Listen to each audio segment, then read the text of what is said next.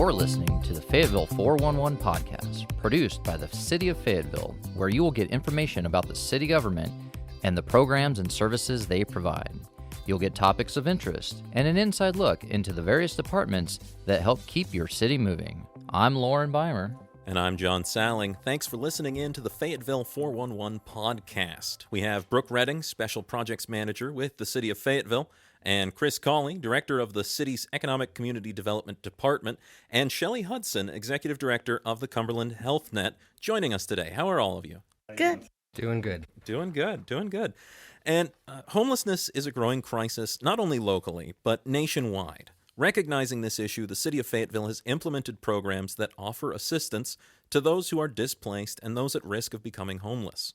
One of those programs is the Impact Reduction Program. Brooke, I understand this is a project you're heavily involved with. Can you start us off telling some about what this program is? Sure, John. Thank you.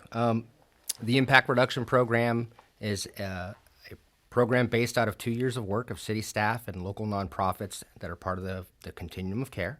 And we've developed a program that followed a strategic framework of getting all ideas put together to actually shape out the mission and the purpose of this program, which is really taking our collaborative partnerships and working with our community-based providers and other government services to identify, assess, and address health and safety risks associated with encampments that are on public property in the city. That's not limited to just public property, but the impacts of the program and its effectiveness can be exercised on that property, while the program also helps outreach elements see, identify, and assess other encampments located throughout our municipal boundaries or our city boundaries. The ultimate mission is to use proactive engagement and encampment with the encampment residents, and we strive to develop more feasible and sustainable measures that effectively reduce or eliminate the risks associated with those encampments and ensure the well-being of both the safety of the individuals that are living in those unsheltered situations and the broader community at a whole. Brooke, you mentioned that there's some collaboration with this, and we know how complex and how daunting homelessness, the problem of homelessness and getting people off the streets can be. I'd like to turn to Chris and talk about the importance of the collaboration on projects like this. Yeah, that's one of the really cool things about the job that my department gets to do with the city is we're community and economic development. And so a big part of what we do is facilitate relationships with the community and with leaders in the community like Shelley and other nonprofit directors and the folks who work with them to really serve our community and individuals who are in desperate need in a lot of scenarios. And so as we kicked this program off and Brooke came and said, the city manager and city council were looking at this issue and it was an emerging problem and we needed to start trying to figure out what solutions we'd look at, he came to me to create those connections with those community leaders. And so we brought in our Continuum of Care, which is a group of homeless providers. So the continuum itself is not really an organization. It's a continuum. It's a spectrum of people who work with homelessness. And so all those people get together once a month or so and say what's going on, what's working well, what's not. And so one of the leaders in that continuum is Shelley Hudson, who's with us today here. Her organization, Cumberland Health Net, she's a bit better positioned to talk about that. But they came in first off as outreach, and they have a really strong street outreach presence that goes out and talks to people in the community. And we can see where a camp is, but to understand who the people are in those camps, we needed people who were better positioned than the city, and Shelley and her team really took that on. That as we go through this program, working with those relationships and figuring out, who's best positioned to work with certain populations as opposed to others, and who has resources, who needs resources, and all of that, it becomes that, collaborative effort of real honest conversations with these partners that come to work with us, not because they have to, but because they want to help the city to do right by the folks who are living in these encampments. Sure. And Shelley, as we're kind of saying, what is kind of the importance of this project and then bringing you your side in on this? Well, for Cumberland Health Net, going out with our street outreach team, what we do is we engage with the individuals that are unsheltered and try to get a better understanding of what their needs are and see how we can put them down the path, get them further along to fulfilling those needs. So without the street outreach team going out, we don't really know what their needs are. We can speculate, right? Of course, we know they need housing, but there's other needs that, so that we can address the holistic part of the individual. So we talked about the partners, Brooke. Can you kind of talk about some of the partners that are involved in this? Chris talked about the continuum of care, and we have Shelley with us, but we know the Fayetteville PD is part of the program. Can you talk who all participates in this program? Yeah, absolutely, Lauren. So the program itself is just the process of, helping those individuals once we're at the point to use it. But we have a task force. And so we have a homeless encampment task force that's comprised of the city manager's office, the police department, Chris's department with economic and community development, members of the fire department, Parks and Rec, public services department, human relations, and of your department, the marketing and communications department for messaging to the public. We have several external agencies that are also part of that task force. We have Cumberland County, and some of their staff have attended and participated. NCDOT, as a lot of the Department of Transportation right-of-ways and roadways are in our municipality or in our city, and those encampments are often on their locations, so we work collaboratively with them. Cumberland, Fayetteville Continuum of Care, like Chris spoke to, but more specifically, Cumberland Health Net, Fayetteville Urban Ministry, PATH, the Project for Assistance in Transition for Homelessness, and several other smaller nonprofits that collectively, try to make a deeper impact in the problem. All right. And is the program still developing as we see it today? What's kind of working? Yeah, it is. So it's not a regimented, tight-knit program. We started doing something that the city had never done in its existence. And at the direction of the mayor and council, under the purview of the city manager, we started to move this program forward. And we've had to do a bunch of reviews after kind of each iteration we've gone through and learned new lessons. So we have done 2 large encampments. And each time we did a review as a task force of what happened. And so the latest one, we came back that we needed to modify some of our risk assessment and the way we actually analyze the risks, the health and the safety risks happening in there.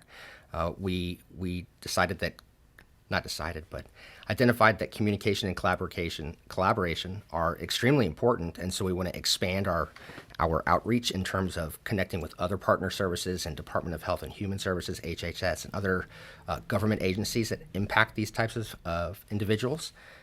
That humanitarian considerations require a high level of sensitivity, and so we need to exercise very prudent judgment in terms of how we engage with and how we protect their information and their interests and their rights. And that housing solutions demand creativity and flexibility, which Chris's department is actively tackling. And that there was a continuous evaluation for process improvement, that we would never stop looking at the program, evaluating what we did, how we did it, and how we can improve it. And so that's really the loop we had. Yeah, I just wanted to add to that those after action reviews have been critical. But one of the coolest things that we have seen through this entire process is the folks who are involved when we actually start engaging with these folks, and reality becomes extremely real. The creativity that we have seen, the passion, the late nights that some of our partners have worked in order to try to help people find solutions that aren't easily presentable. We've had some very, heartfelt conversations about individuals and what it was going to take to help give them a shot to become stable. And, Brooke and I get to do this stuff, and we're city employees, and that's great. There's so many volunteers that are involved in what we do that don't get paid for it, that go out and talk to folks, that come out of their own pocket to help with things. And the city doesn't have unlimited resources, and so we really do rely on these partnerships in the community. And that has just been so moving. And so the after actions are critical, but a lot of that after action has been informed by the ingenuity and the heart that we've seen while we're in the middle of it. And you both talked about, the continuous evaluation and the AARs, the after action reviews for the process. With the first attempt that took place to assist individuals that were in front of the Cumberland County Library, to the second attempt to assist those in need out near the Gillespie Street, can you talk about the improvements, or was it more successful the second time we did it based on the evaluations? And can you talk about the collaboration efforts in bringing people together from the first time we did it to the second time we did it? Yeah, absolutely.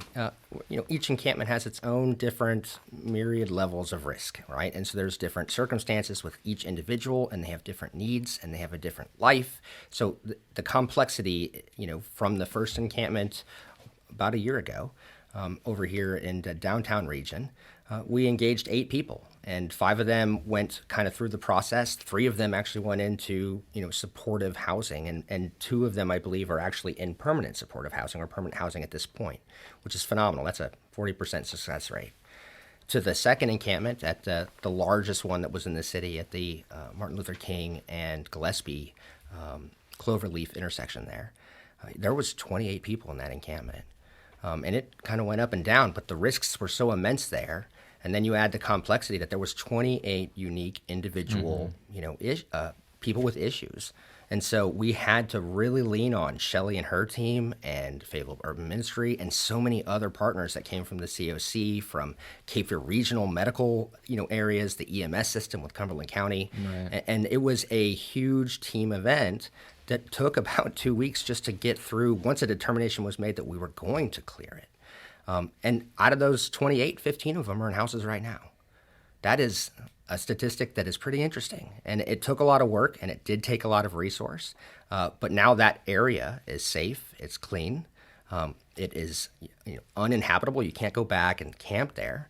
But those people that we were able to help that are in homes now are in a better situation, and the ones that were not able to get into a house right away are also now in the process. Right. We've helped connect the dot between what's happening in those locations and the systems that are spread across the city. And you talked some about leaning on Shelley and organizations like hers. Shelley, I might bridge then to kind of talk about your perspective on these things as they're going out and doing this.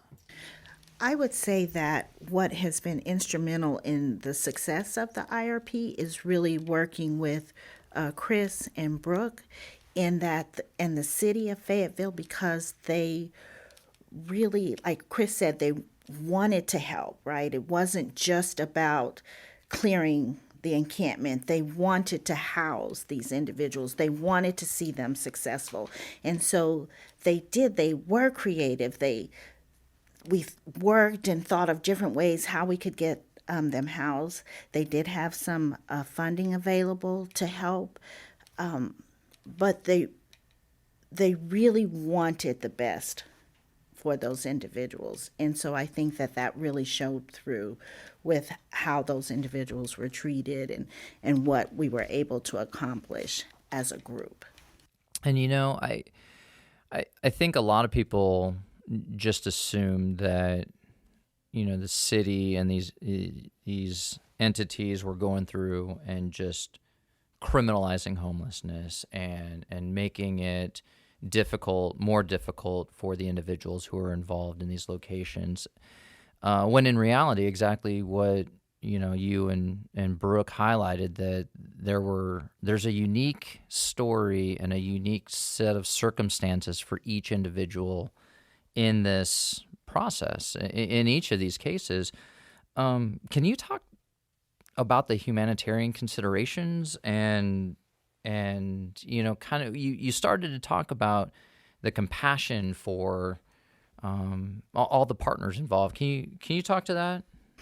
Yeah, so working through the continuum of care and with other nonprofits as well as the city, working with the unsheltered population, it is a very difficult task, and you really have to have a heart for it, and you have to be passionate about it if you want to do it well, right? Yeah. And so it takes time. You can't just go out and talk to them one time and think that they're going to trust you.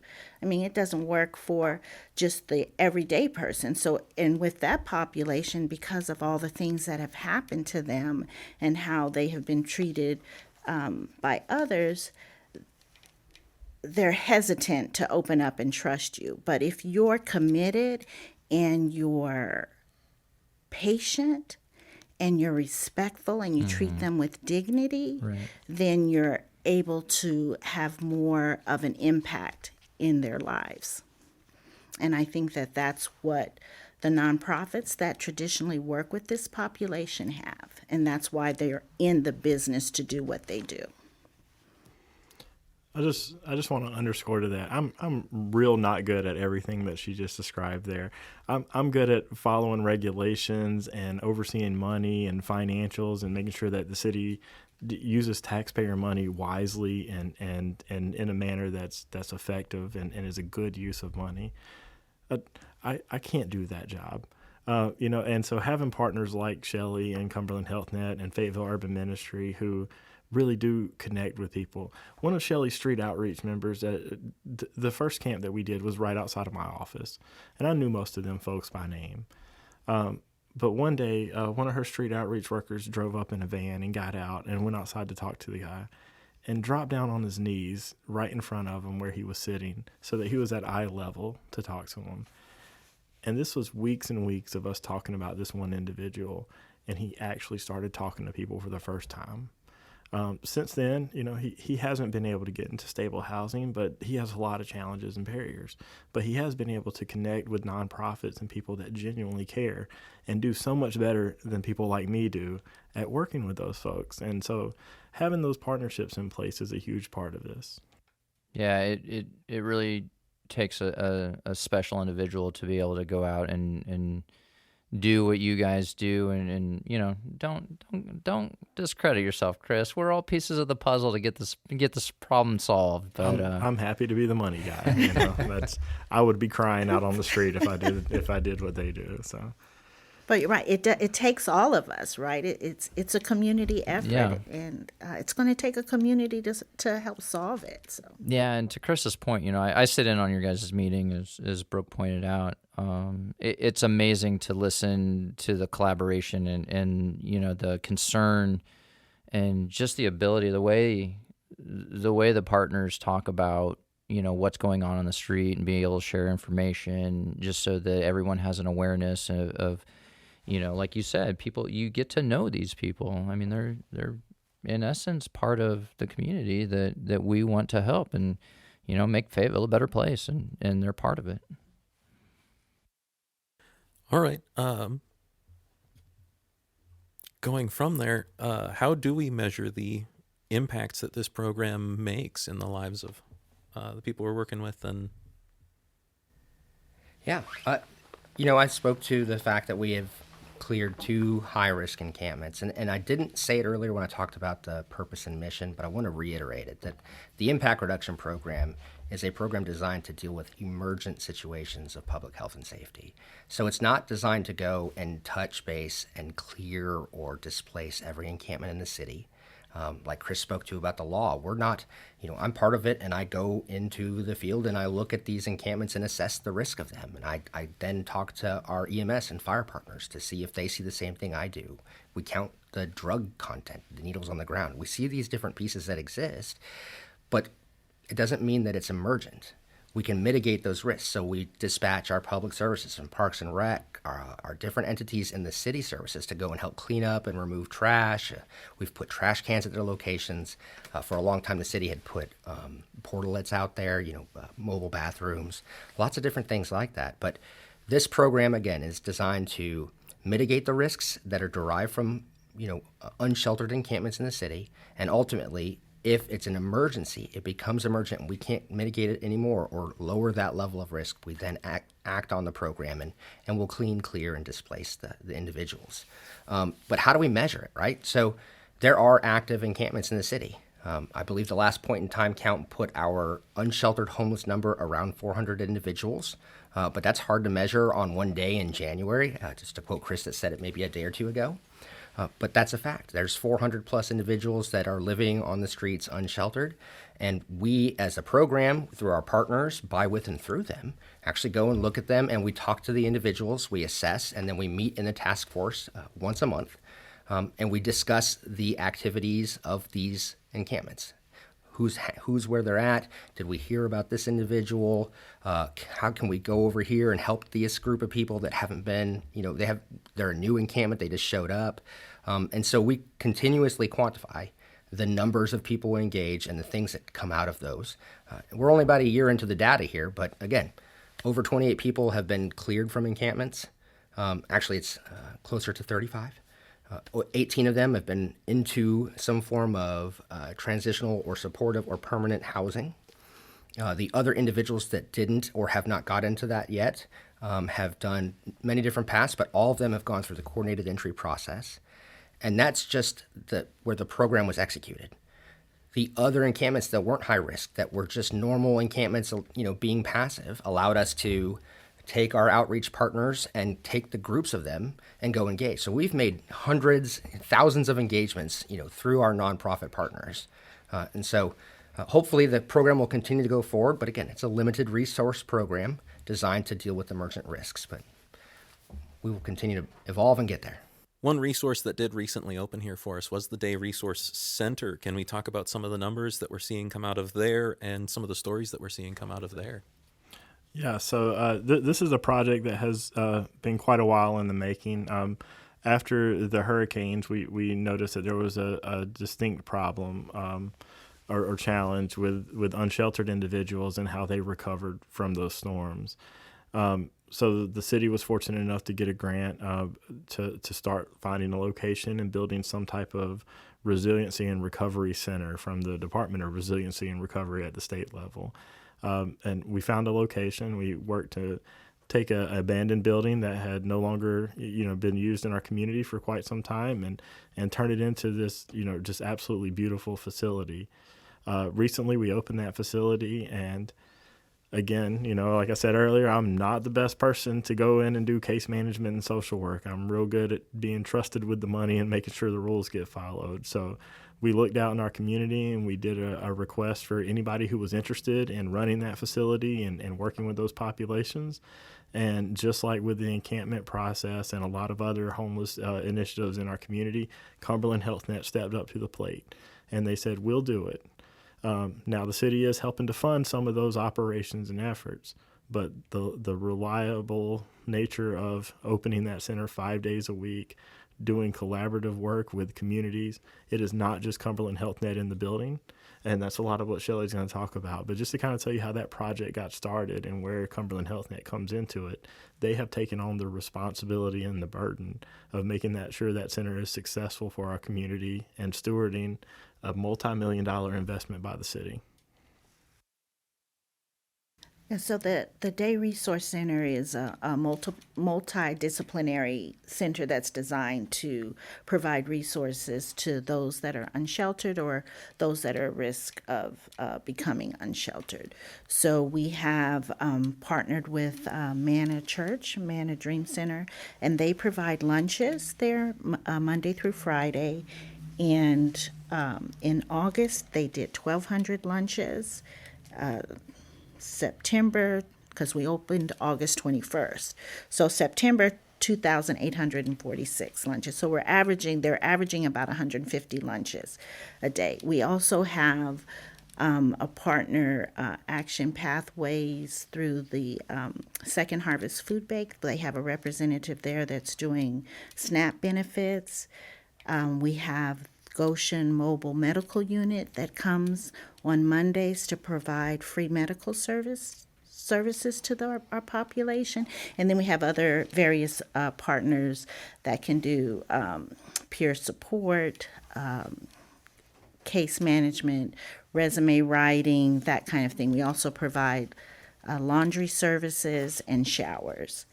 And the population has the ability to just come into the center. They don't have to come in and do something. They can just come in and rest if they need to. Because again, as I said earlier, you have to be able to build a relationship. So if they're coming every day and we're getting to know them, we're building a relationship with them. And then eventually we'll be able to understand what their needs are and then help them. All right. And what are some of the other resources we have available for people in the city that might be displaced or? Well, there are, Salvation Army has a shelter that's for single women, single men, and families. Man at Dream Center has a men's shelter. There is a transitional housing. So I think that's a really good place to kind of, as we wrap up this conversation, there are not enough resources in this community for our homeless population. Folks like Cumberland Health Net, with Shelley at the lead, are doing the best they can on a shoestring budget with very specific grant money that only allows them to do specific things. These nonprofits rely on collaboration from the community and support from the community. Homelessness is not a city problem. It's not a county problem. It is a community-wide problem, and it is something that we have to work as a community together.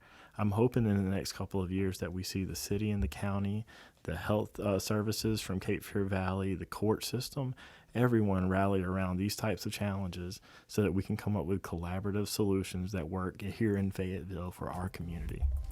All right. And I want to thank you all so much for coming out today. We are kind of pushing our timeline here, but that wraps it up for this episode of the Fayetteville 411. The Fayetteville 411 is one of several podcasts that the city produces for our podcast channel, Radio Fayetteville, as we provide timely and informative updates every week on a variety of topics related to the city of Fayetteville. Be sure to subscribe to Radio Fayetteville on Apple iTunes, the iTunes podcast app, as well as the Google Play Music podcast portal. You can also listen to every podcast that Radio Fayetteville has to offer by downloading the Fay TV streaming app, available now on Roku, Apple TV, Android TV, and Amazon Fire TV. You can view all our video content by visiting faytv.net. And to get more information about the city's services, go over to our website at fayettevillenc.gov. Thanks for joining us.